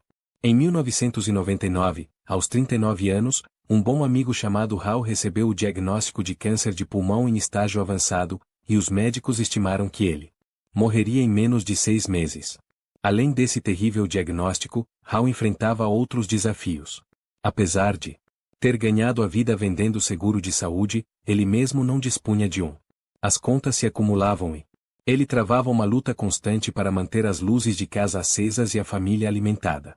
Quando descobri que Hal estava morrendo, fui visitá-lo e fiquei estarrecido com sua atitude positiva. Não reclamava, pelo contrário, dizia que tinha tido uma boa vida e considerava-se um afortunado. Apesar de todas as dificuldades, Hal manteve o senso de humor. Um dia convidei-o para dar uma volta, mas, como ele estava muito enfraquecido, nem chegamos a passar do portão. Ficamos na frente de sua casa, aproveitando o ar fresco e conversando. Hal observou vários urubus voando bem sobre as nossas cabeças e disse: "Xi, deve ser um mau sinal." Quando percebi o brilho travesso em seus olhos, nós dois caímos na gargalhada. Depois que paramos de rir, perguntei: "Como é que você consegue não reclamar, diante de tudo o que está passando?" Hal se apoiou na bengala e disse: "Muito fácil. Não é o dia 15. Depois de dizer isso, Hal começou a caminhar lentamente de volta para casa. "O que o dia 15 tem a ver com isso?" perguntei. Quando recebi o diagnóstico, sabia que seria difícil e que eu poderia passar o resto do tempo que me restava amaldiçoando Deus, a ciência, tudo mais. Ou poderia me concentrar nas boas coisas da minha vida. Decidi escolher um dia no mês para reclamar. Por acaso, escolhi o dia 15. E funciona? Eu quis saber. Direitinho, respondeu Hal. Mas quando chega o dia 15 você não fica arrasado? Não, disse ele. Porque até lá já esqueci minhas reclamações. Apesar de morarmos a 2 horas de distância. Visitei Hal 2 vezes por semana até ele morrer. As pessoas me diziam que fui um grande amigo e que mostrei muita consideração ao lhe devotar tanto tempo. A verdade é que fiz isso tudo por mim. Hal me ensinou que, mesmo no meio de um desafio tão terrível quanto uma doença terminal, a felicidade é possível. E ele não morreu em 6 meses. Viveu mais de 2 anos, abençoando com sua presença aqueles que estavam à sua volta. Sinto sua falta, mas a marca positiva que ele deixou na minha vida é permanente. Ele superou em 4 vezes sua expectativa de vida. Esse é o poder regenerador da saúde criado por uma vida de gratidão, em vez de reclamação. A essa altura de nossa jornada, você começou a perceber suas reclamações. Já se tornou consciente de sua incompetência e repara quanto reclama. Você agora está no estágio da incompetência consciente. Parte 2. Incompetência consciente. Capítulo 3. As reclamações e os relacionamentos. É desperdício de tempo ficar com raiva por causa da minha deficiência. É preciso seguir em frente, e considero que não me saí mal. As pessoas não terão tempo para você, se estiver sempre zangado ou reclamando. Stephen Hawking. Ao entrar na etapa da incompetência consciente, você está perturbadoramente alerta, consciente, da frequência de suas reclamações, incompetência. Quando nos lamentamos, podemos receber como benefícios atenção e simpatia. Também evitamos ter que fazer alguma coisa que consideramos difícil. Mas se queixar é como andar na corda bamba. Quem reclama de maneira crônica pode acabar sendo evitado, pois os outros sentem sua energia ser drenada por ele. Você provavelmente conhece pessoas assim. Por sua natureza propensa a reclamações, elas literalmente roubam sua energia, transformando-a em comiseração. Por outro lado, pessoas que passam por problemas sérios podem permanecer positivas e não assumir o papel de vítimas. Embora meu amigo Hal estivesse morrendo, nunca senti que ele drenava minha energia quando estávamos juntos. Ao contrário, eu era contaminado por seu otimismo e por sua boa disposição. Vozes. A primeira vez que ouvi falar em sua incrível iniciativa foi no The Today Show. Comecei a consultar meus colegas de trabalho para saber se teriam interesse em encarar o desafio. A maioria concordou e então encomendamos as pulseiras. Decidimos que, enquanto esperávamos por elas, nos esforçaríamos para não reclamar num determinado dia da semana. Escolhemos as segundas-feiras. São nossas segundas sem queixas. Pusemos avisos nos quadros da empresa e por todo o escritório com lembretes aos empregados para não se lamuriarem, ranzinzarem ou reclamarem às segundas-feiras. Foi uma inspiração para toda a equipe, e agora costumamos nos cumprimentar assim: bem-vindos à segunda sem queixas. Quando você para e pensa, vê que a vida é curta demais. Estamos sempre à procura daquelas grandes bênçãos, mais dinheiro, segurança no emprego, alguns quilos a menos, etc. Mas precisamos começar procurando as ínfimas bênçãos que recebemos a cada dia. Acho esse movimento maravilhoso. Somos tão abençoados. Sally Scudieri, Kent, Ohio. As pessoas costumam ocupar graus variados na escala que vai de raramente reclama. Frequentemente reclama. Dentro de um grupo, quando uma pessoa foge da norma dominante, com o tempo vai descobrir que não é mais bem-vinda. Mais uma vez, imagine a reclamação como se fosse uma droga. Muitos de nós já passamos por situações em que outras pessoas estavam bebendo excessivamente, fumando ou usando drogas. Se um integrante do grupo não quer fazer a mesma coisa, o restante se sente ameaçado. Minha teoria sobre esse fenômeno é que os adeptos de comportamentos destrutivos sabem que não estão fazendo escolhas saudáveis, e isso é gritante quando são comparados a alguém que não partilha de suas escolhas. É desconfortável conviver com quem reclama mais ou menos do que nós. Nossas vibrações são diferentes, e pessoas com níveis diferentes de energia se repelem. Você se encontra num ninho de reclamações? Vive cercado por pessoas ranzinzas? Então, é melhor prestar atenção. Tendemos a andar com pessoas que são parecidas conosco e a fugir daqueles que são diferentes. Uma das coisas mais impressionantes sobre o movimento sem reclamações é o número de pessoas que afirmam viver afogadas num mar de lamentações. Socorro! Todo mundo que conheço reclama o tempo todo. Quando recebemos essas mensagens, e elas chegam com frequência, sorrimos, porque sabemos que quem está falando isso provavelmente também reclama um bocado, mas não tem ideia de que costuma fazê-lo. Ao encarar o desafio e perceber que também vivem se lamuriando, essas pessoas passam a ter grande compaixão pelas outras. Em Ilusões, Richard Bach escreveu verdades simples e profundas, como o semelhante atrai semelhante. Pessoas parecidas, sejam adeptas da reclamação ou da gratidão, se atraem. Pessoas que não são parecidas se repelem. Somos todos seres de energia, e energia que não vibra na mesma frequência não consegue entrar em harmonia. Os pensamentos também são energia. Você atrai aquilo que entra em harmonia com seu padrão de pensamento e repele o que não se harmoniza. Suas palavras revelam, reforçam e perpetuam seus pensamentos. Quando se queixa, você na realidade está afastando aquilo que afirma querer. Suas reclamações jogam para longe as coisas que você diz que gostaria de ter. Conheço um grupo de mulheres que se reúne uma vez por semana em busca de apoio. Esse apoio consiste basicamente em reclamar dos homens. Pelo que sei, seus temas favoritos são o egoísmo masculino, a incapacidade que os homens têm de assumir um compromisso, a impossibilidade de se confiar nos homens. Não é surpresa que nenhuma dessas mulheres consiga manter um relacionamento feliz e saudável com um homem. Querem ter uma boa relação?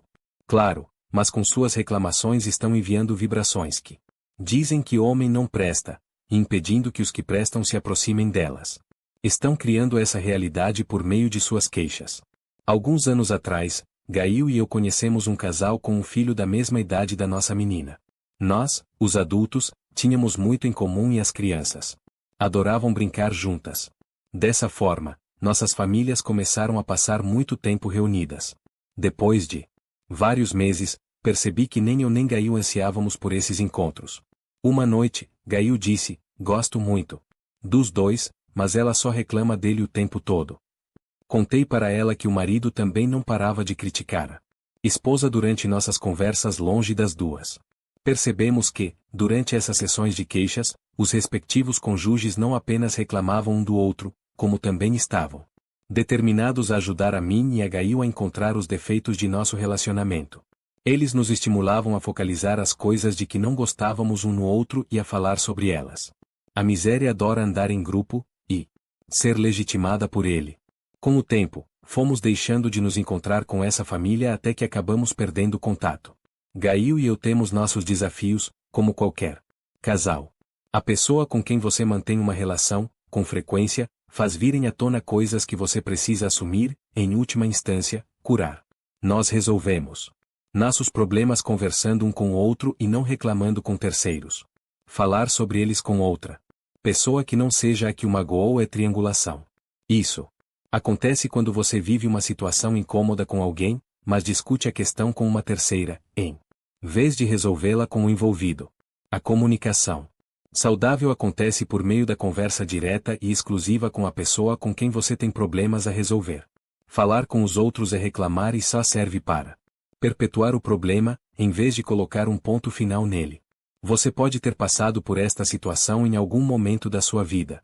Um de seus filhos fica aborrecido com o irmão e o procura, em vez de conversar diretamente com o causador do aborrecimento.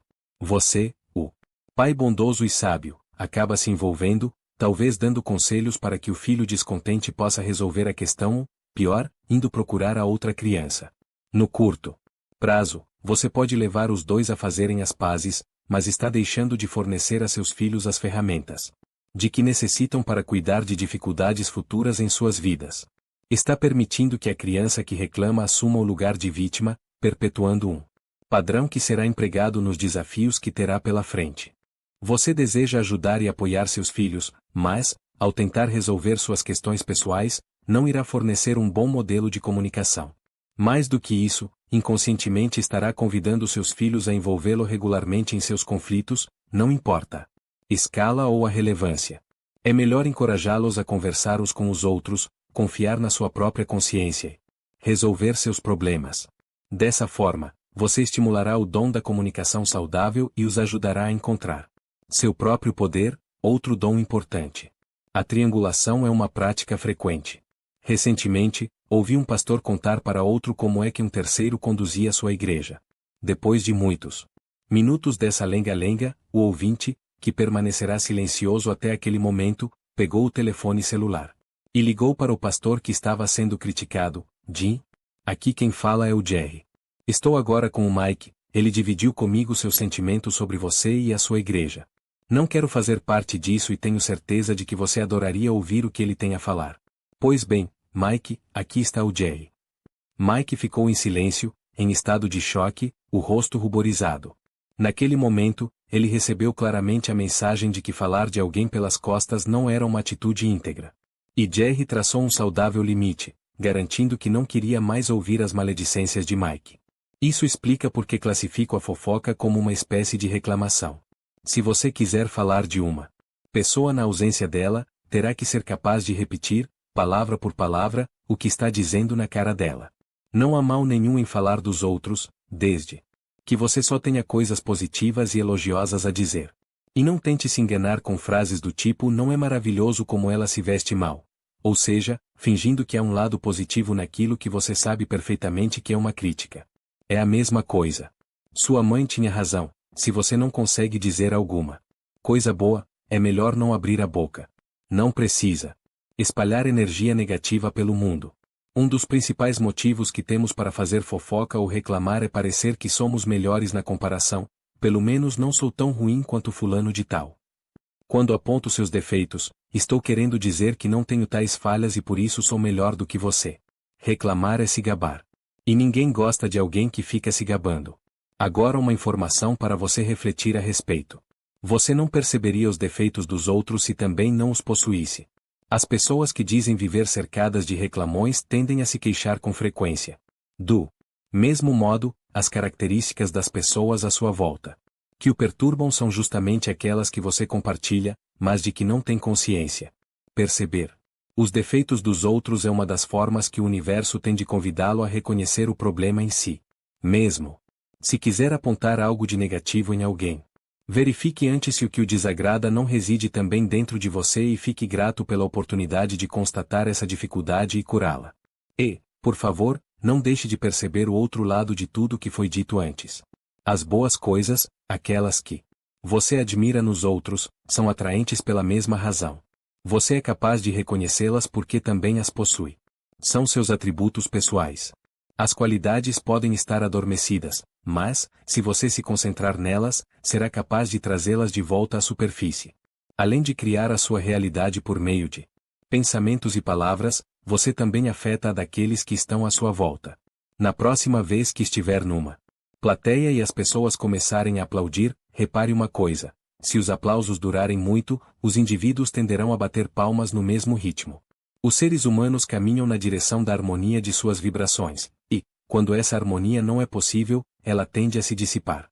Quando as pessoas batem palmas numa só pulsação, as palmas tendem a durar mais. Caso contrário, elas param. Já demonstrei isso diversas vezes ao falar em público. Sem explicar o motivo, pedi às pessoas que batessem palmas até que eu pedisse que parassem. Às vezes é uma questão de segundos, em outras ocasiões leva 1 ou 2 minutos, mas nunca falha. O aplauso ganha um ritmo, uma cadência. O grupo de indivíduos começa a aplaudir como se fosse uma plateia de metronomos humanos sincronizados. É da natureza humana buscar o mesmo ritmo, entrar em sincronia com os outros, encaixar-se nos padrões daqueles que estão em volta. Por isso, quando estiver cercado de pessoas que reclamam, você descobre que também reclama mais. Tomar consciência da quantidade de reclamações ao seu redor fará com que você perceba que pode estar traindo essa energia negativa. Isso faz parte do processo de transformação. E, para implementar essas mudanças, às vezes você precisa deixar para trás alguns tipos de relacionamentos. Enquanto enfrentava o desafio dos 21 dias, descobri que sempre acaba resmungando quando falava com um velho amigo meu. Depois de mudar minha pulseira de braço 4 vezes durante uma conversa telefônica de 15 minutos, disse para mim mesmo: se Scott não fosse tão negativo, eu não ficaria tentado a reclamar sempre que nos falamos. No telefonema seguinte, fiz um esforço consciente para que a conversa fosse positiva, mas descobri que era bem difícil. Na realidade, tínhamos bem pouco a dizer um ao outro. Percebi que nosso relacionamento se baseava em reclamações e, como éramos extremamente competitivos, nos desdobrávamos para superar os resmungos do outro. Se houvessem os Jogos Olímpicos da reclamação, o páreo para ganhar a medalha de ouro seria duro. Para completar o desafio, parei de atender seus telefonemas. A culpa é do Scott, dizia a mim mesmo, sentindo-me superior. Outras pessoas que conheciam Scott, entretanto, não o consideravam uma pessoa negativa. Com elas, ele era positivo, otimista e animado. Tive que admitir que o problema era meu. Era a minha negatividade que alimentava o Ketin em nosso relacionamento. Assim, no período em que me mantive afastado, procurei eliminar as reclamações dentro de mim, em vez de jogar a culpa no meu amigo. Portanto, está na hora de cair na realidade. Você diria que passa a maior parte do tempo com pessoas que vivem reclamando? Em caso positivo, como está-se? Saindo com a pulseira roxa, ou com qualquer outra ferramenta escolhida para se monitorar? Você exprime pesar, dor e descontentamento com regularidade? Se a resposta for sim, tudo bem, você é normal. Mas você pode ser mais do que isso, uma pessoa incrível, extraordinária. Juntos chegaremos lá. As pessoas costumam me perguntar, como posso fazer com que meu chefe, amigo, amante, marido, filhos, empregados, etc., pare de reclamar? A resposta é, não. Pode. Mas eu não disse antes que podia? Sim, e seja. Bem-vindo ao grande paradoxo das transformações. Você não pode mudar alguém. As pessoas mudam porque querem, e tentar forçar a mudança só faz com que se agarrem com mais força ao comportamento atual. Como bem disse Benjamin Franklin, para inspirar a mudança nos outros, o melhor sermão é o bom exemplo. E Gandhi colocou as coisas dessa maneira. Precisamos vivenciar aquilo que queremos que os outros aprendam. Se quiser que os outros mudem, você precisa mudar primeiro. Acredito que você tenha razões nobres para desejar que os outros mudem. Mas o simples fato de manter esses relacionamentos significa que você contribui para que as queixas, críticas e fofocas aconteçam.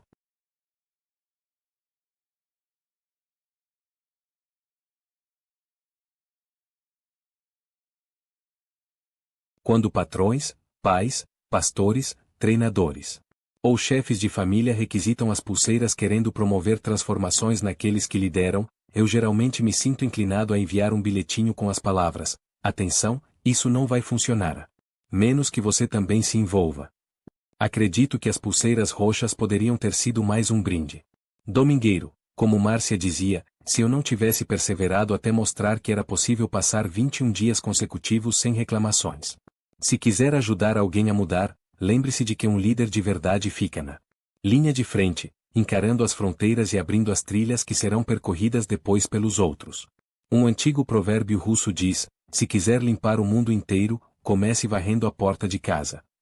A transformação que procuramos nunca está lá fora, está dentro de nós mesmos. O que fazemos influencia o mundo, pois influencia quem está à nossa volta, e seu impacto se espalha. Já prestou atenção na forma como as conversas se desenvolvem quando as pessoas se reúnem? Alguém menciona um livro e o assunto passa a ser literatura por algum tempo. Ou, se o livro em questão trata de camping, por exemplo, a conversa pode tomar esse rumo e abordar viagens inesquecíveis ou emocionantes nas quais os participantes acamparam. Os assuntos oscilam de um tema a outro, como no videogame Frogger, dos anos 1980, em que uma rã atravessa um riacho pulando num galho de árvore que flutua, depois nas costas de uma tartaruga e em outro galho. As conversas avançam de forma parecida. São como uma grande sinfonia, em que determinado tema é introduzido e repetido até que aconteça uma sutil alteração promovida por um dos instrumentos que desembocará numa melodia completamente nova. A literatura especializada na recuperação de alcoólatras e viciados em drogas afirma: nossa doença é progressiva. A mesma coisa acontece com a reclamação. Na próxima vez que estiver batendo papo com um grupo de pessoas, repare quando alguém começar a reclamar. A queixa se transforma num esporte competitivo à medida que cada um tenta superar o outro. O tom da conversa logo muda para alguma coisa do tipo: você acha que isso é ruim? Deixe então eu dizer uma coisa.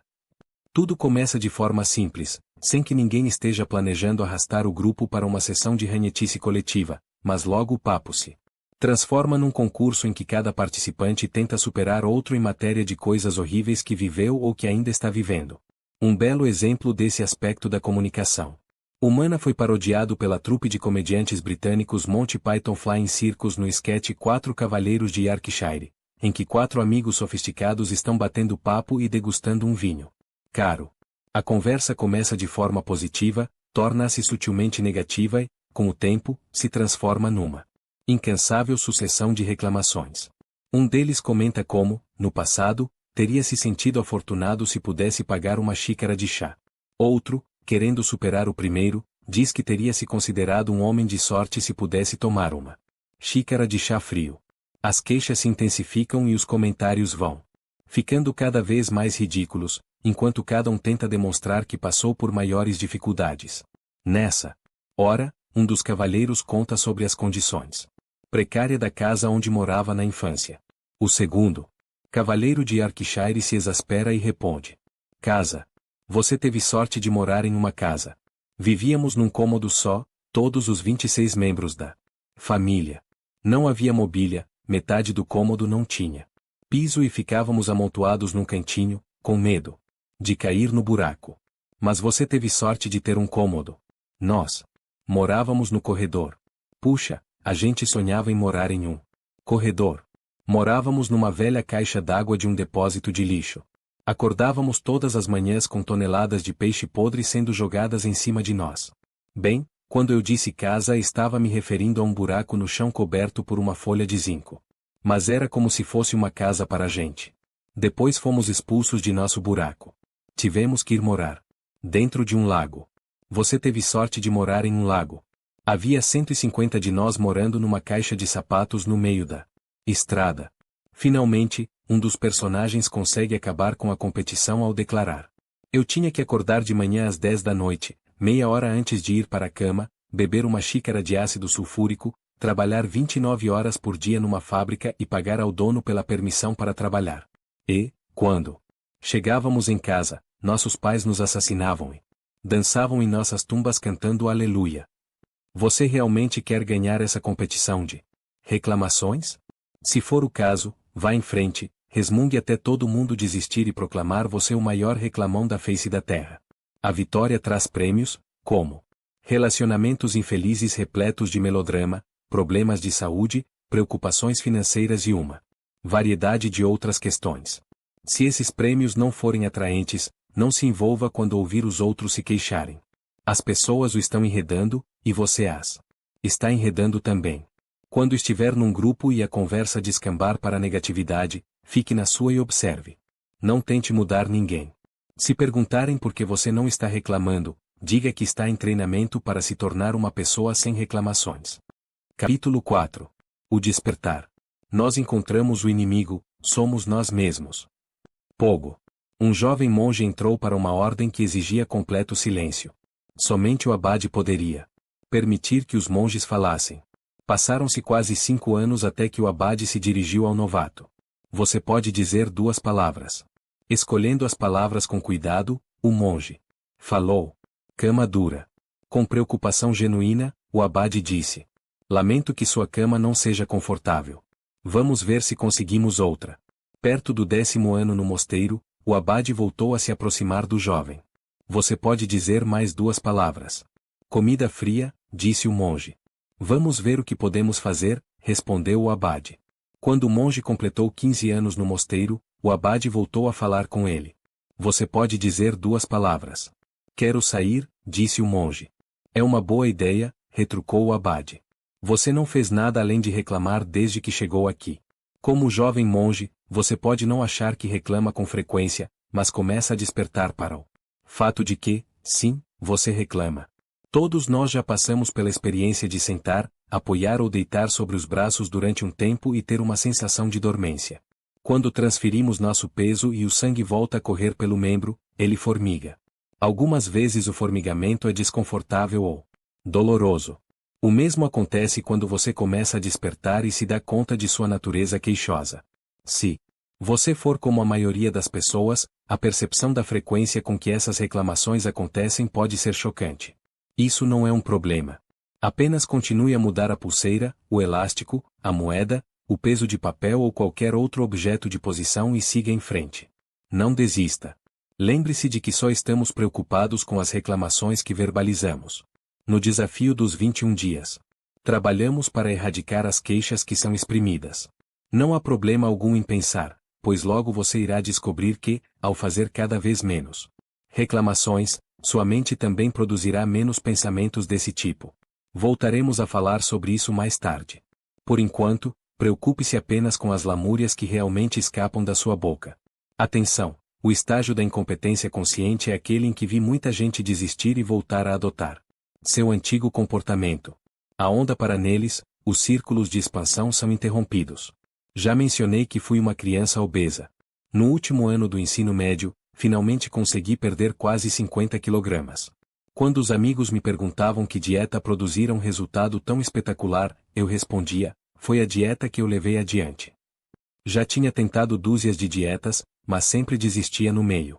Portanto, vá em frente mesmo quando se chocar e se constranger com a frequência das suas reclamações. Eu escorreguei várias vezes, mas comecei de novo. É o que precisa ser feito, começar mais uma vez e outra. Nas palavras de Winston Churchill, sucesso é avançar de fracasso em fracasso sem perder o entusiasmo. Sou um malabarista. Não estou tentando usar uma astuciosa figura de linguagem para mostrar como minha vida está ocupada, como se eu tivesse que manter um monte de bolas no ar ao mesmo tempo. Tome a frase ao pé da letra. Faço malabarismo como hobby. Aprendi. Num livro que vinha acompanhado por 3 almofadinhas de tecido, recheadas CM cascas de nozes. O formato das almofadas e o recheio foram projetados com o objetivo de impedir que rolassem ao cair no chão. A importante mensagem implícita que acompanhava as almofadas era: vamos cair no chão. Faço malabarismo em eventos na escola da minha filha e na igreja. Mas sempre recuso convites para me apresentar em shows de talentos. Praticar malabarismo não é um talento, é uma habilidade. Um talento pode ser cultivado e alimentado até ganhar sua completa expressão. Uma habilidade é uma coisa que a maioria das pessoas pode aprender, se investir tempo. Ensinei pessoas a fazer malabarismo e sempre começo entregando a elas uma das almofadinhas que não rolam e pedindo que a joguem no chão.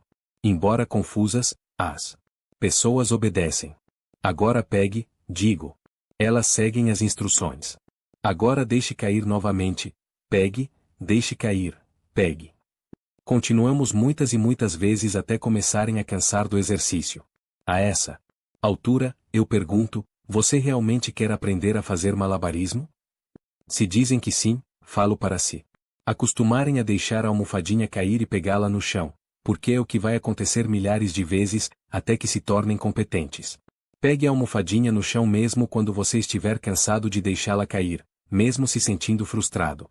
Simplesmente continue a pegá-la no chão. Aprender uma nova manobra de malabarismo significa voltar à etapa de deixar cair e pegar de novo. A primeira vez que tentei aprender a lançar bastões, um deles bateu com força na minha clavícula ao cair. Joguei os bastões no fundo do armário, concluindo que jamais aprenderia a utilizá-los corretamente. Mais ou menos um ano depois, tirei os bastões do armário e experimentei de novo. Agora posso fazer malabarismo não apenas com bastões, mas também com facas e até mesmo com tochas. Qualquer um que esteja disposto a apanhar as almofadinhas, as bolas, os bastões, as facas e as tochas tantas vezes quantas forem necessárias pode aprender a fazer malabarismo com eles. Para se tornar uma pessoa sem reclamações, você precisa apenas mudar sua ferramenta de monitoramento de posição e recomeçar. Recomeçar, recomeçar. Uma dúvida pode passar pela sua cabeça: como vou saber se estou reclamando ou simplesmente narrando um fato? Segundo o Dr. Robin Kowalski, se uma afirmação reflete ou não uma reclamação depende de quem falou estar ou não experimentando uma insatisfação interna. As palavras usadas numa reclamação ou numa não reclamação podem ser idênticas. O que as diferencia é o significado, a energia com que você as impregna. O estágio da incompetência consciente é aquele em que você passa a perceber o teor do que diz, mais importante ainda, a energia impregnada nas suas palavras. Depois de quase 2 meses tentando concluir o desafio dos 21 dias, com incontáveis tentativas e recomeços, finalmente consegui passar 20 dias sem reclamações, mais um e o desafio estaria concluído. Já podia vislumbrar a linha de chegada e me aproximava cada vez mais dela. À noite, durante o jantar com minha família, relatei algo que tinha acontecido naquele dia. Quando percebi o que estava fazendo, gaguejei. Não. Isso foi uma reclamação? Gail sorriu e disse: querido, se você precisou perguntar. Provavelmente foi uma reclamação. Mudei a pulseira de posição. Dion, lá vou eu. Novamente. Se é preciso perguntar, deve ser uma reclamação. Recomece e lembre-se de que você está tentando transformar a sua vida, e não completar o desafio o mais rápido possível. Não é uma corrida.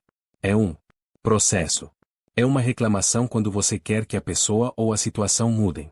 Se você quer que as coisas sejam de outra forma, é uma queixa, e não a descrição de um fato. Enquanto escrevo, estou sentado numa estação de trem em San José, Califórnia. Meu trem deveria ter saído às 9 horas. São 10 horas e 30 e fui informado de que a saída está prevista para as 12 horas, ou melhor, 3 horas depois do horário marcado. Dependendo da forma como você esteja lendo o que acabei de escrever, pode achar que estou me queixando. Mas sei bem qual é a energia que estou empregando nessa situação. Estou sentado na plataforma, aproveitando a manhã de primavera e bebericando uma xícara de chá de canela, enquanto divido com você um tema pelo qual sou apaixonado. Estou feliz. Estou grato. O atraso do trem é uma maravilhosa bênção. Estou podendo fazer o que adoro, num belo cenário. E se eu não quiser esperar? Talvez se eu reclamar bem alto e com bastante raiva com o vendedor de passagens, ou se me queixar com todas as pessoas que estiverem por perto, consiga apressar a saída do trem. Isso funcionaria, certo? Claro que não. No entanto, vemos esse comportamento ocorrer com frequência. Trem vai passar na hora informada, e será uma ótima hora. Recentemente, dei uma entrevista para um programa matinal de rádio. Um dos locutores argumentou que não tinha como parar de se queixar. Meu trabalho é reclamar, e ganho bem para isso. Certo, eu disse, mas, numa escala de 1 a 10, qual o seu grau de felicidade? Depois de um segundo, ele respondeu, essa escala tem números negativos. Reclamar pode trazer vários tipos de benefícios, até mesmo financeiros, mas a felicidade não é um deles. Já falamos sobre a forma como recebemos compensações psicológicas e sociais em consequência de nossas reclamações. Sociólogos e psicólogos têm teorias que explicam que também reclamamos para parecer mais críticos. Por exemplo, mesmo que a cozinha de um determinado restaurante seja excelente, uma pessoa pode se queixar de que não está à altura de seus padrões de exigência. É uma maneira de dizer que seu padrão é realmente elevado. O autor da reclamação quer que todos saibam que tem conhecimento para julgar o que é alta gastronomia, implicitamente, está afirmando que seu gosto refinado é o resultado de muitas experiências em estabelecimentos de primeira classe. Como o personagem de Rodney Dangerfield em Clube dos Pilantras, ao se dirigir a um garçom do requintado Bushwood Country Club, ei, diga ao cozinheiro que isso aqui não passa de ração de segunda classe. O que o autor da reclamação quer dizer é, sou tão sofisticado que nada disso me impressiona. Mais uma vez, reclamar é uma forma de se gabar. Pergunte a si mesmo, será que as pessoas confiantes e seguras de si se gabam? A resposta é negativa. Quem tem uma autoestima saudável aprecia seus pontos fortes, aceita suas fraquezas e é feliz. Consigo mesmo não precisa se gabar.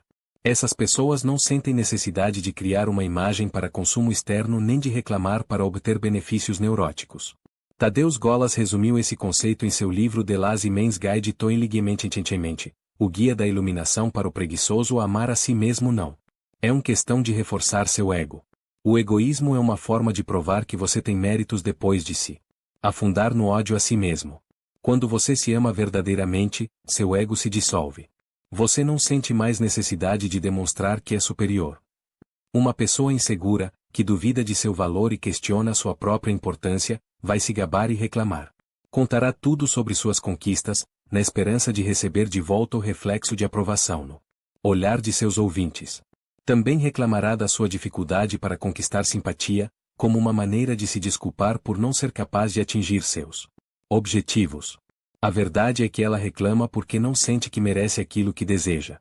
Sua falta de amor próprio a leva a afastar tudo aquilo que ela diz desejar. Aprenda, você merece tudo o que deseja. Pare de inventar desculpa e siga na direção do seu sonho.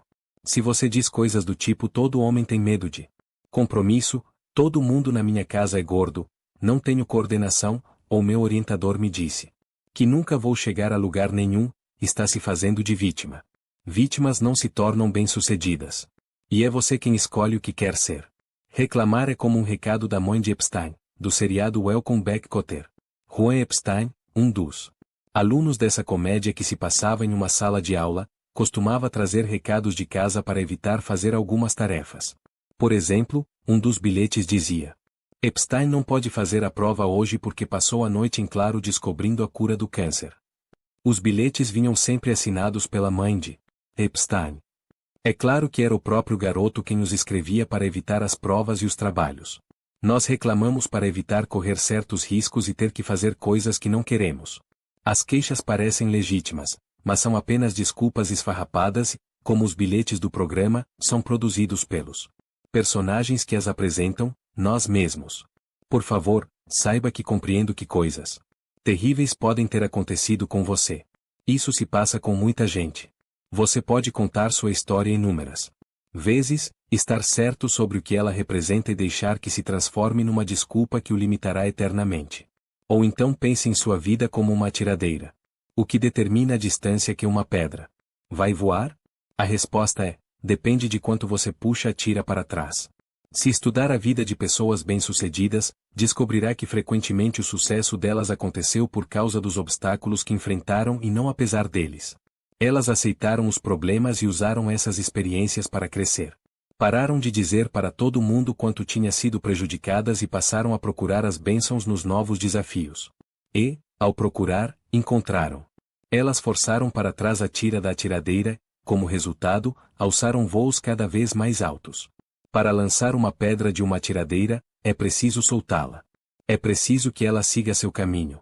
O mesmo acontece com os desafios e experiências dolorosas que você enfrentou. Deixe que sigam seu caminho. Quando Liese, minha primeira mulher, me deixou, ela me disse que uma das principais razões para estar partindo era a minha insegurança.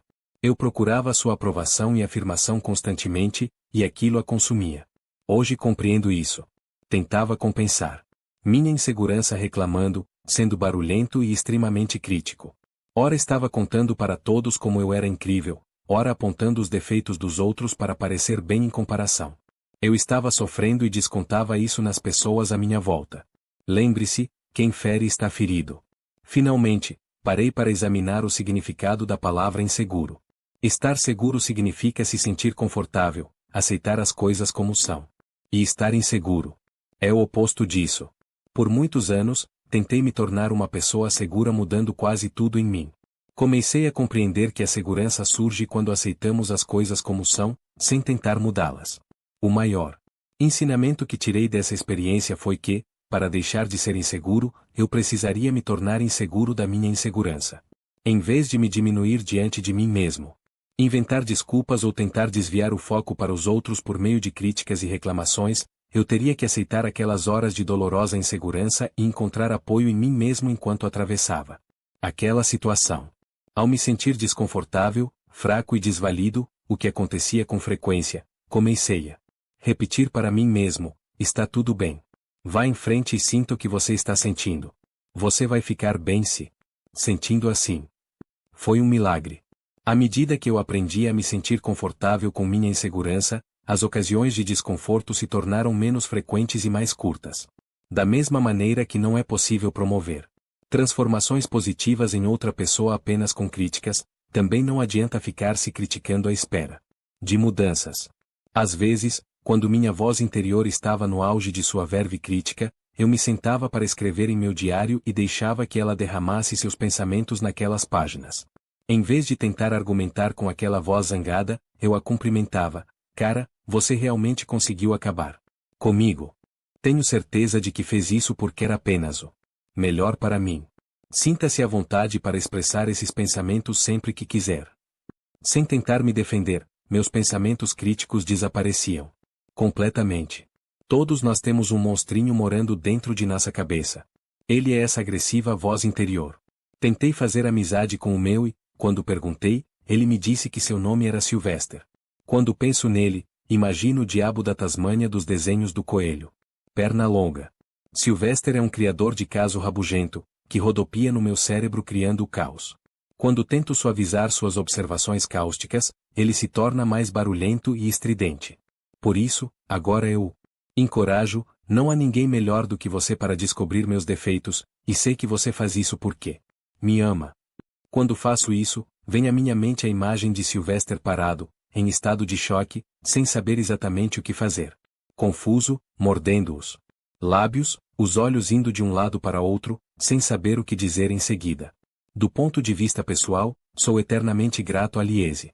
Sua partida foi o empurrão que eu necessitava para iniciar essa jornada. Foi a catarse que fez com que eu mergulhasse dentro da minha alma e permitiu que compartilhasse o que aprendi com o resto do mundo. Muito obrigado, Liese. Não reclame para se fazer de especial. Acorde. A verdade é que você é especial. Entre as definições da palavra especial estão original, distinto, com uma função particular. Você é especial. Ninguém exatamente. Como você viveu ou viverá sobre a face da Terra. Ninguém tem seus olhos, impressões digitais, formato das orelhas ou voz. Você é tão original quanto o seu DNA. Os cientistas dizem até que ninguém no planeta tem o seu cheiro. Isso é ou não é especial? Você é uma expressão perfeita do infinito. Você é o divino em forma humana.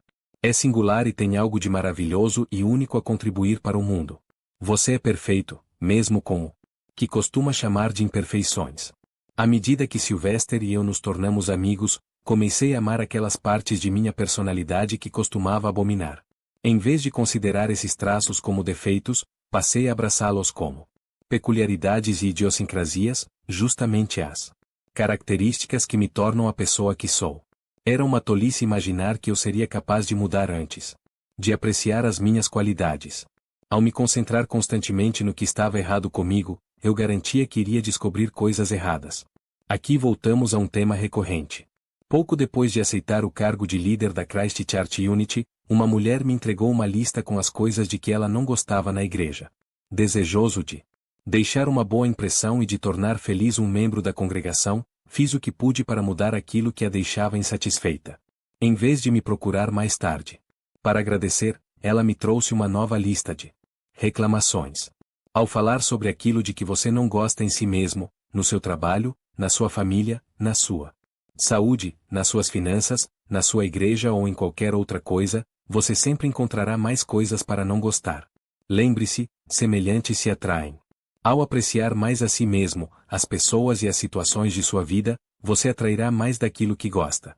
Na primeira vez que fui ao programa da Oprah, ela me perguntou, por que as pessoas reclamam do tempo? Todas as reclamações do mundo não poderiam fazer o tempo mudar. Deixando de lado a discussão se temos ou não controle sobre o tempo, por que reclamamos dele? Porque é seguro. Reclamar é seguro, não ameaça ninguém nem exige um alto nível de expressão. Outra razão para considerar a reclamação segura pode estar relacionada a uma memória coletiva. Combinando teologia e baixa autoestima. Talvez tenhamos medo de que Deus, ou, no passado, quando tudo começou, os deuses, possa nos punir se tudo estiver indo bem demais. No maravilhoso romance de Per Baka Boa Terra, o herói Wang Lung é um camponês chinês cujo maior desejo é ter um filho. Enquanto os varões eram altamente valorizados na antiga China, as filhas eram consideradas um estorvo, pois precisavam ser alimentadas e vestidas até se casarem. Meninos traziam riqueza, meninas representavam despesas. Para sua grande alegria, a mulher de Wang Lung dá à luz um menino. Quando o casal sai às ruas, cobre o recém-nascido com panos para que os deuses não o vejam. Eles dizem, é apenas um escravo, não um menino. Tem medo de que os deuses levem seu filho por não merecerem essa graça. Por conta de nossa baixa autoestima e insegurança ou por termos desenvolvido expectativas de que as coisas boas não duram, acreditamos que Deus, o universo ou seja lá o nome que você escolher está esperando para nos punir, se tudo for bem demais. Se você pensa assim, respeito sua crença. Para mim, as frases Deus é amor e Deus está esperando para acabar com sua festa não combinam. O medo da punição divina nos leva a acreditar que não é bom falar que as coisas andam bem, que isso pode fazer tudo desandar. Na realidade, o que acontece é o oposto, pois nossas palavras temerosas invocam coisas que não desejamos. Quando você resmunga e reclama do que acontece, acaba colhendo mais problemas. A boa notícia é que você já está aprendendo a identificar o que diz e a medir suas palavras, ou mesmo a reformular seus comentários, de maneira a não reclamar. Está começando a fazer a mudança. Está entrando na fase da competência consciente.